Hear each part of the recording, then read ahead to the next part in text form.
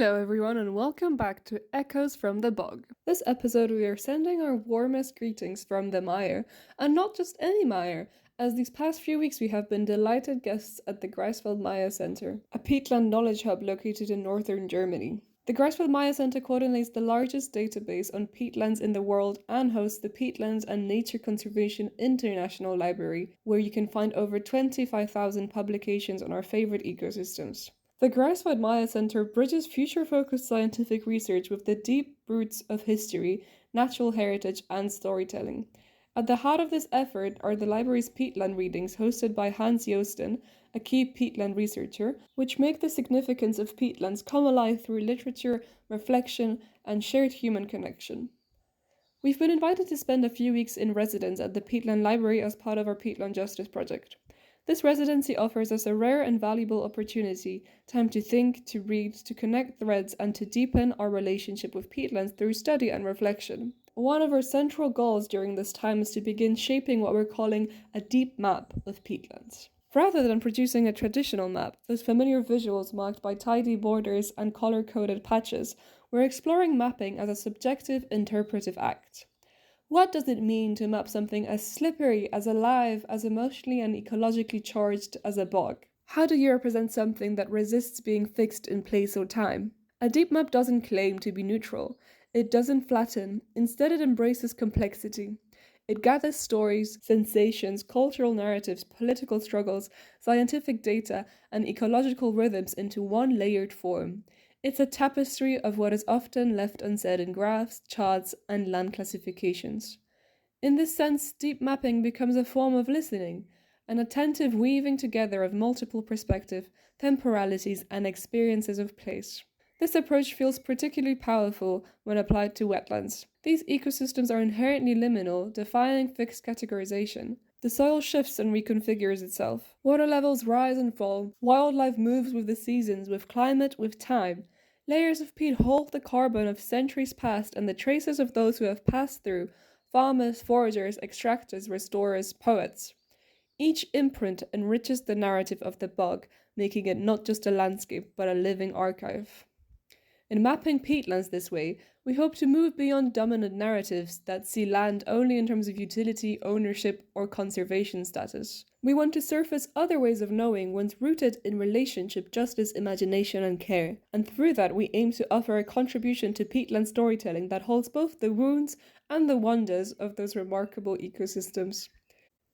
In the following part, you'll hear from three of our map creators: Beth, Lou, and Bobbi, who will bring the deep map to life by sharing their personal connection to the project and situating it within the broader context of our Peatland Justice campaign. Interview with Beth. What's so special about a deep map? To answer this, I think it makes sense to turn to some of the people who we learnt from when diving into deep mapping. Here in the words of Nuno Sacramento, who wrote a book with Brett Bloom called Deep Mapping. Deep mapping is an investigation of a site of your choice, and the discovery of what is often hidden behind the official, sanctioned, and authorized. Deep mapping is about doing things differently from ordinary cartography, shifting away from large expanses of territory. Rather, it is about the small, the subjective, the embodied, the thick, and the porous. It is about digging deeply rather than gazing widely. With RE-PEAT, one of our main intentions is to dive into the nuances and complications of our relationships with peatlands, how they vary through time and place, and how different places and contexts may call for different approaches or activities, how we build or rebuild our relationships with peatlands, and what other interactions are at play, be that with deep time, nature-human dichotomies, power dynamics, and colonial relationships.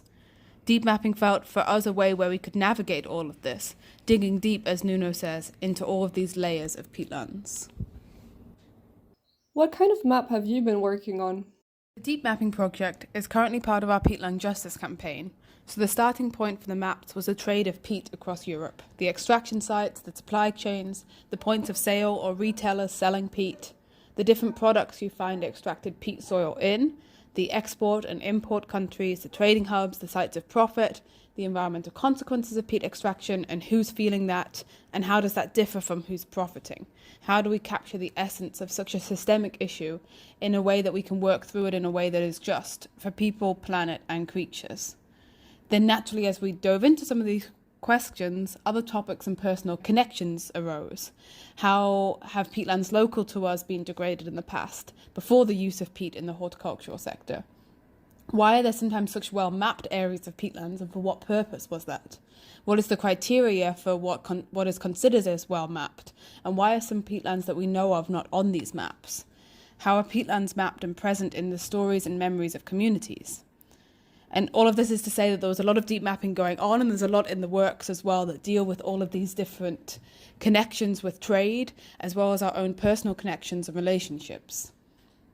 The ones that I've personally been working on are a soil bag from Albert Heijn in the Netherlands, the supermarket, with the environmental consequences then mapped onto this bag, which tries to situate the real impact of this extraction against the way it is framed and phrased by a product trying to sell itself as green and ecologically friendly. And a timeline of peat extraction for the horticultural sector, and how that sits alongside other developments over the past 50-odd years of industrial agriculture, where the environmental impacts are externalized and not taken into account within the capitalist system we're in pursuit of efficiency, growth, economy, at the expense of planetary and people's welfare.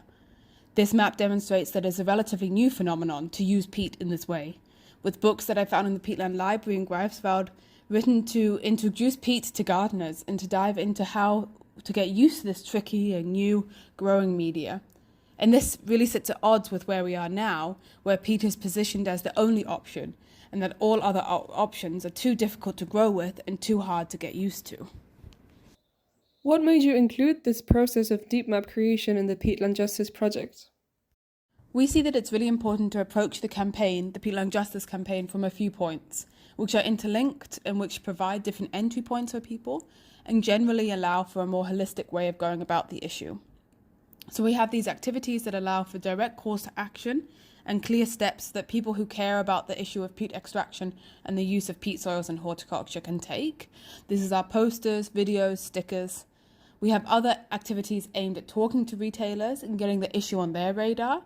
And then we have activities which aim to alter the underlying conditions, which we feel allow for the industrial extraction of peat to begin with. A relationship with these ecosystems and with our planet more broadly, which is built on exploitation, extraction, pure economic means, minus of course the externalities of those means, rather than recognizing our deep entwinement with the earth, the intrinsic value of peatlands, the importance of them for other species, reciprocity, regeneration, and the importance of peatlands in a system where well-being, planetary, economic terms elsewhere is put first. This latter is why we feel the deep map creation has a place within the Peatland Justice campaign, which is pushing for the just transition away from peat in the horticultural sector. We reflected quite a bit on how to bring the different maps that are created through this process together so that they can interact, converse, contradict one another, and then landed on the exhibition as a way to do so. We're now in the midst of planning the exhibition and hoping to host it in autumn this year, so there'll be more updates soon. Interview with Lou. What is your deep map about? My deep map is kind of exploring the ways that peatlands often are left out of many different traditional mapping techniques and how that often impacts their status and their ability to be protected and recognised under certain protection laws by the fact that they are essentially quite unmappable by traditional cartographic means. There's lots of different blurred boundaries and liminalities within peatlands that make them difficult to pin down. It's very difficult to put a boundary or a border on a peatland, so that's kind of where my deep map exploration started, and thinking about the implications of that and new ways of making peatlands be recognised by more experimental mapping means. Could you expand on what makes peatland non-binary spaces? I kind of see peatlands as non-binary spaces, or I very much relate to peatlands as a non-binary person because of how liminal they are and how defiant they can be in terms of resisting capitalist systems and frameworks for understanding the value of them as ecosystems, in the same way that trans and non-binary bodies often evade these kind of value forms and the kind of good and bad of that for both peatlands and trans bodies. Yeah, I feel like because peatlands exist in between so many different things in terms of wet and dry land, life and death, etc., and how they often have very blurred boundaries. I feel like this is something that really resonates with me as a non-binary person. There's no pinning down a classification for a peatland. It makes it very difficult, and I really like this parallel. And also the way that trans bodies and non-binary bodies have been, or queer bodies in general, have been talked about as kind of unproductive in terms of their reproductive abilities for various reasons. It's kind of the same way that peatlands are viewed in sort of many colonial capitalist frameworks in terms of their lack of ability to be used for agriculture and things, and the way that many people tried to convert them. And this happens, this is something that queer and trans bodies are very much subject to as well. So I think there's a really nice parallel there, something that both can kind of learn from each other in some way. Can you talk us through how you will visualize your map? Currently, the visualization of my map is in a fairly experimental phase, but I think the outcome will also be experimental. I work a lot with zines and drawing, and for this work I've chosen to work using sort of modular binding technique, which means that I'm kind of creating a zine which can be taken apart and reordered in different ways to sort of show the kind of fluidity of peatlands and gender and non-binary bodies. And it's going to be on tracing paper. The tracing paper choice was to kind of show how when the pages are layered they kind of all kind of blur into one, and there's lots of interesting overlays and interactions between different images, and then with the modularity combined with that, it kind of creates this flowing piece. And in terms of the content, the illustrations and writing will be mainly these different explorations and comparisons between non-binary and peat bodies. Yeah, lots of cartographic imagery combined with wet imagery and queer imagery, all combined, and to the point where it's like there's this kind of blur between what is and what isn't an organic body and a map and a peatland. Interview with Bobbi. How did you choose to approach the deep map concept? What is your map about? My map is a deep dive into Dutch history of peatlands and peatlands drainage, and understanding what implications that history has for our present day notion of peatland justice. So looking both at the relationship that Dutch people have to peatlands, and not so much the relationship that Dutch people have to peatlands, but the importance of peatland history for Dutch history, specifically peatland drainage, and then to build on that, the export of peatland drainage technique and knowledge to other countries, and understanding what kind of colonial patterns we can observe there. Like, the reason that I chose this was because we do have this focus, this like Dutch focus within the Peatland Justice campaign, and the Netherlands plays a huge role in peat trade in the current day and age. And at the same time, there is a lot of not knowing among Dutch people about our own history with peatlands and about the relevance of peatlands, while the Dutch history and the peatland history really cannot be unlinked from one another. So I wanted to start making sense of this story, both for myself as well as for many other people in my shoes that do have this drive for justice and peatland justice, but are missing the historical context to truly make sense of this in a holistic way. What opportunities do you think peatlands offer in the environmental activism space? So I think this is an interesting one. I think one really clear opportunity for me is that peatlands is not a topic that is as entrenched in camps and political narratives as some of the other topics that we're facing, such as animal agriculture or fossil fuels. So with peatlands, there is still some sort of like conversational space and openness.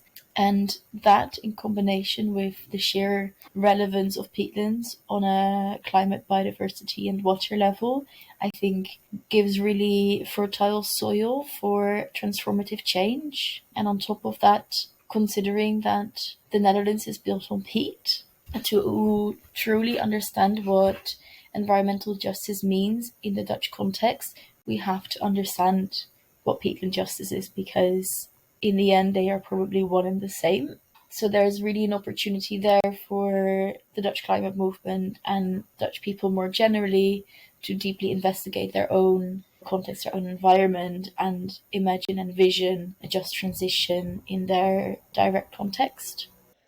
How has your time at the Peatland Library helped with delving deeper into the topic? It helped hugely because a lot of these stories are not easily findable on Google. There might be a PDF floating on the internet somewhere, but you kind of just have to stumble upon it. I encountered a lot of personal accounts and local stories of people involved in peat mining, peat cutting, peat transportation, etc. And it helped me understand a lot more what the social reality was at the time of peatland drainage and really give more color to this historical context.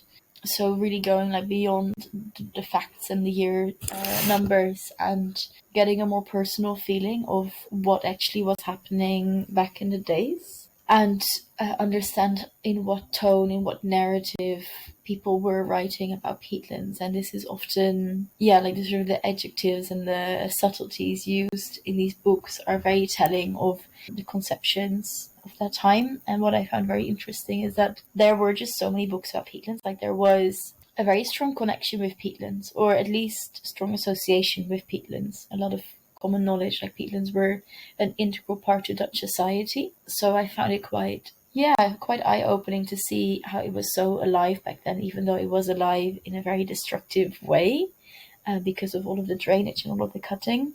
It was very alive, so it made me excited to bring peatlands back into the public eye, but in a different way, but like building on the precedent of we do have this connection, but now let's transform that connection. And this is it for this episode. We hope you enjoyed discovering the different layers of Deep Map, and hopefully you will feel inspired to discover the Peatland Library for yourself.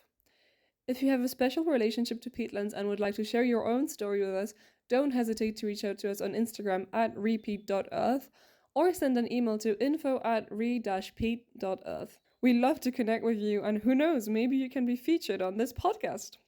Take care, everyone, and we will see you down in the bog.